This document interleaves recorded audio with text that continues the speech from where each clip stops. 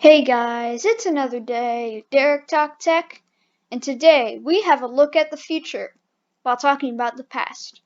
Say hello to Samsung. They are a South Korean tech company, and they made the phone we're going to be reviewing today. Enter the Galaxy S10, Samsung's top dog smartphone from last year. A flagship, some would say.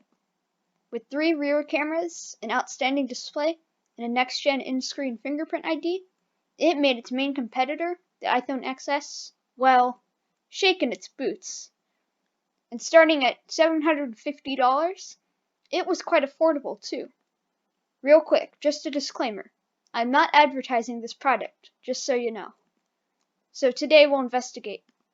Is it really the Android King of 2019? Let's find out. Okay guys, right here, this is the Samsung Galaxy S10. 128 gigabytes renewed from Amazon. And I saved a lot of money on this phone, so this might be the one for you. Let's open it up.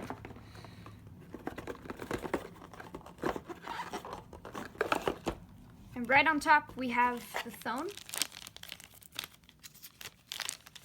We'll get to that later. First, the accessories. We have the wall adapter, 15 watts, pretty fast. This is a USB-A to USB-C adapter that plugs into the wall adapter on one end and into the phone on the other. And the SIM card removal tool, which removes the SIM card slot that is on the side of the phone. And here's the phone. Beautiful phone, 6.1-inch OLED display.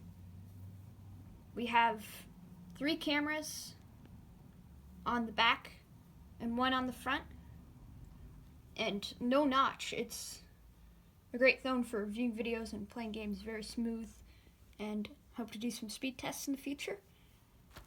Okay guys, here we are at the testing segment of this video. But before we get to that, let's explain battery life. It takes about 2.5 hours to charge, but you can easily charge it overnight, and that won't be a problem. We will get to battery life a little bit later, but first let's talk about unlocking the phone. This phone, besides the regular PIN, password, and pattern unlock, also has ultrasonic fingerprint sensor in the display of the phone, and has 2D face recognition in the front camera. My favorite is the ultrasonic fingerprint sensor, and that's what the phone is known for. It uses sound waves to record the indentations of your finger, and is usually more accurate than a optical, which just uses a camera under the screen. And the Face ID is also very fast, unlock in about 2 seconds. For the Face ID, the default settings are it records your face, and then when it approves it, you have to swipe up. But you can turn off the settings where it just goes automatically to the home screen. So they're both lightning fast, and they're very good modes of unlocking. Next up, the camera test. This is a major feature of most phones, and it's something we must test out in this video.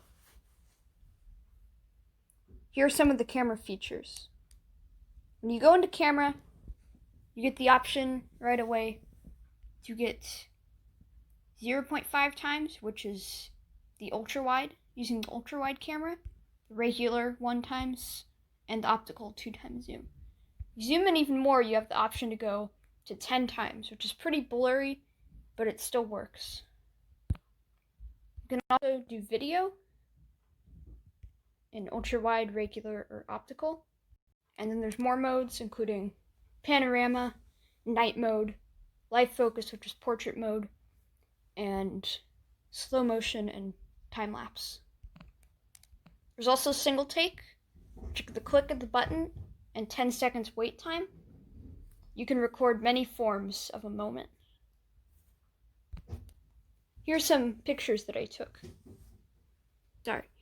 We have 0.5 times, 1 times, 2 times, 5 times, 10 times. For the nature category, we have 0.5 times, 1 times, 2 times, 5 times, and 10 times. And for the text category, we have 0.5 times, 1 times, 2 times, 5 times, and 10 times. That is it for now. Okay, that ends the camera test. Next up, we're going to play a racing game to figure out the speed of this new phone.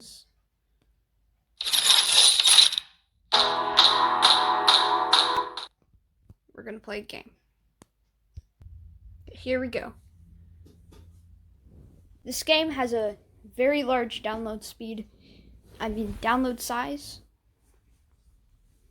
and it has very high quality graphics and very fast pace. Let's see how it looks. Yeah.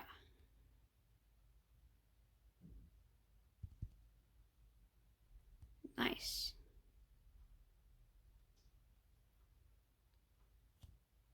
Handles graphics really well. Ooh.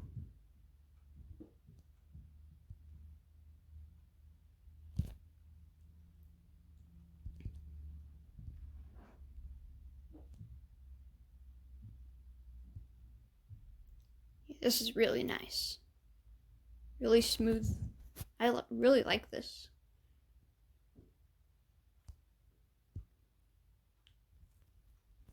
Very good. Give you a taste of what that's like. Let's move on to the final section of the testing. Okay, on to the final point of the testing segment. Battery life and apps included. The battery on this phone should last you a full day of average usage, including about 7 hours of on-screen time.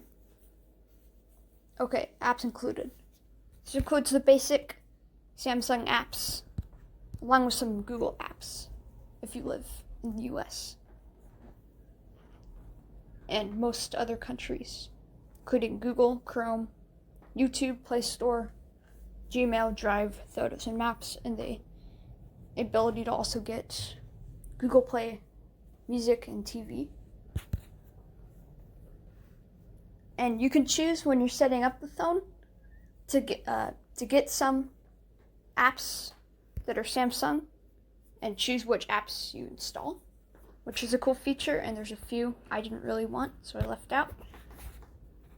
And that's the end of that segment. Here are my final thoughts about this phone. Here are the pros and cons of getting the phone renewed. 1. The first pro is obvious, the cost. I saved $300 off the MSRP by getting it renewed. 2. It's worth it because, at least mine, had no visible scratches/dents. And 3. It's environmentally friendly. If you love the planet but want to show your friends your fashion statement, this could be your next phone. And the cons. 1. There is no warranty. Warranty is important because if you break/lose your phone within a certain time frame, you can get it replaced easily. 2. Since you can only buy renewed phones on Amazon, you must pay the full price up front, which may be too expensive. And 3. Not everything in the original box is included in the renewed box. E.g., mine didn't come with earbuds. Here are the pros and cons of the phone in general. 1. The first pro is the display. OLED, organic LED, is not only more crisp than LCD, liquid crystal display, but also more power efficient. 2. The material. There is glass on the front and on the back, which feels premium and good in the hand. This is also a con. The glass attracts fingerprints and scratches. 3. The dimensions. The phone is light compared to its competitors, and is small so it can fit in your pocket, but it's all screen so it feels large.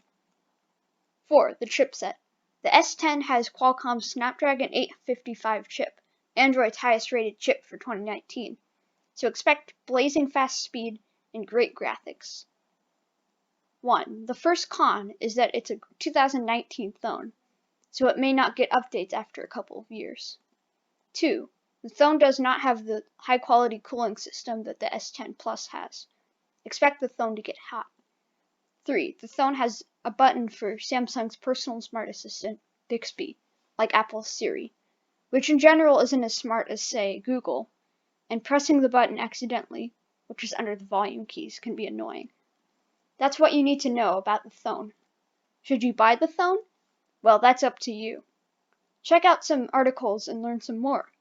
If you have any questions, put them down in the comments. Thanks for watching, and I'll see you next time on Derek Talk.